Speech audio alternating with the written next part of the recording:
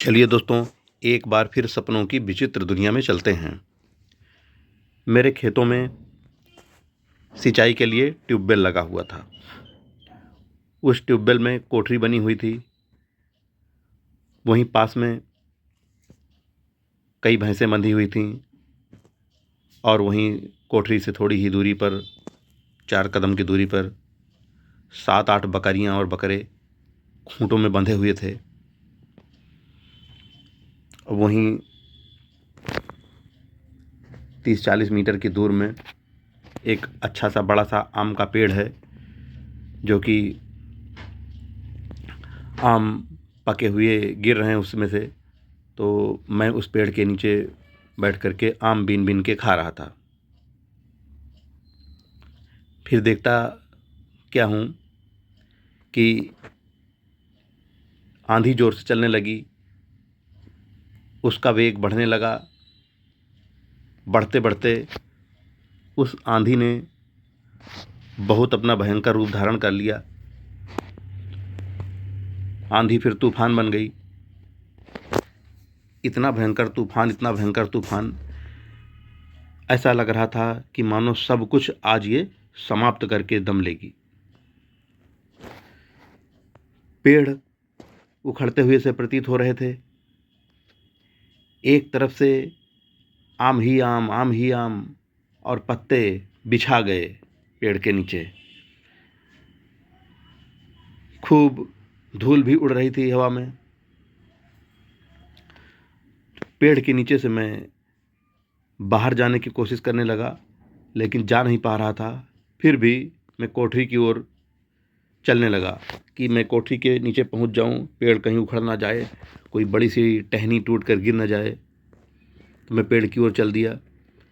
लेकिन जैसे ही पेड़ के नीचे से बाहर निकला, देखा कि ये तो भयंकर तूफान के साथ साथ भूकंप भी आ गया। तूफान बंद नहीं है, तूफान भी चल रहा है और भूकंप भी आ गया। सब कुछ इधर से उधर, इधर से उधर हिला डुला जा रहा है। तो देखता क्या हूँ कि वहाँ पर हमारी जो भैंसें थी वो चिल्ला रही हैं, खूंटे तोड़ने का प्रयास कर रही हैं। उनमें से कई खूंटे तोड़ करके इधर उधर भी भटकने लगीं। बकरियां अपनी तरफ चिल्ला रही हैं और तूफान थोड़ा शांत होने लगा। हवा का वेग कम हुआ, लेकिन भूकंप का वेग कम नहीं हुआ। धरती धंसनी शुरू हो गई। जहाँ पर बकरियां बांधी हुई थी, तो वह धरती काफ़ी दूर से जितने एरिया में बंधी हुई थी, खूंटे गड़े हुए थे, वह एरिया धंसना शुरू हो गया। वह धंसते धंसते, धीरे धीरे धंसते धंसते इतना धंस गया कि लगभग 7-8 फीट की गहराई तक धंस गया।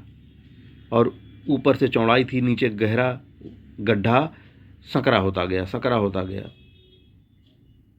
तो मुश्किल से 5x5 के गड्ढे में 7-8 बकरियां और उनके बच्चे उसी में जाकर के सिमट गए। वो गड्ढा इतना छोटा हो गया।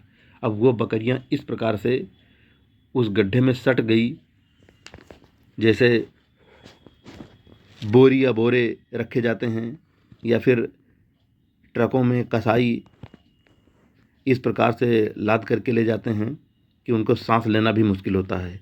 ये हालत हो गई। ट्यूबवेल चूँकि पहले चल रहा था, तो उससे बटाईदार खेतों में पानी लगाए हुए था, फावड़ा लेकर के वो घूम रहा था। वह भी आ गया पास में। अब हम लोगों की समझ नहीं आ रहा, बकरियां चिल्ला रही हैं, मरी जा रही हैं। तो धीरे धीरे भूकंप शांत हो गया। अब हम इनको निकालने के उपक्रम में लग गए। बकरियों को बाहर निकालना चाहिए। तो बटाईदार और मैं बहुत जल्दी से फावड़ा लेकर के जुट गए और बकरियों के जो रस्सियाँ बंधी हुई थी गले में, उनको काटा और एक एक करके उनको पकड़ पकड़ के गड्ढे से बाहर निकाला। सबको बाहर निकाल दिया। भैंसें चर रही हैं, उनकी तरफ ध्यान नहीं। फिर घर से फ़ोन आया। एंड्रॉयड फ़ोन तो पूरी तरह बंद हो चुके थे। जो कीपैड वाले फ़ोन थे बस वो काम कर रहे थे। तो कीपैड वाला फ़ोन बटाईदार के पास में था, मेरे पास एंड्रॉयड फ़ोन था। उसके पास फ़ोन आया। फ़ोन घर से था, गांव से। हम गांव से 1 किलोमीटर दूर पर थे कि जल्दी आओ, बहुत जल्दी आओ, यहाँ बहुत बड़ी दुर्घटना हो गई है। खैर हम दोनों लोग बहुत तेज़ी से गांव की ओर भागे। अपने घर के पास पहुँचे, देखा क्या भयंकर तबाही का मंजर है। रास्ते में भी पेड़ उखड़े पड़े हैं, टूटे पड़े हैं। तूफान ने तबाह किया था पहले तो, और उसके बाद में भूकंप ने जो बचा खुचा था वो तबाह कर दिया। एक तो कहते हैं करेला, दूसरा नीम चढ़ा, ये पोजीशन थी। तो जैसे तैसे हम अपने घर पहुँचे, देखते हैं गांव में आधे घर गिर चुके हैं। चीख पुकार मची हुई है। किसी का हाथ टूटा, किसी का पैर टूटा, कोई बहुत डैमेज हो गया, किसी के जानवर दबे हैं। खैर अपने घर के पास पहुँचे तो देखा हमारे एक दूर के परिवार के 8-10 लोग हैं पूरे परिवार में। तो उनका बड़ा सा घर, बड़ा सा आंगन। तो जैसे हमारे बकरियों वाली मिट्टी का हिस्सा धंसा था और एक छोटे से गड्ढे में जाकर के सिमट गए थे सब, तो इसी प्रकार से उनका पूरा घर ज़मीन में धंस गया था। धंसते धंसते वह पूरा घर जितनी एरिया में था, वह धंसते धंसते पूरा घर गिर गया था और धंस करके वहाँ नीचे एक छोटी सी जगह में जैसे बकरियां सट गई थी आपस में, इस प्रकार से वो घर के सब लोग, बूढ़े बच्चे जवान, पति मर्द जो भी थे, वह सब इकट्ठे हो गए थे।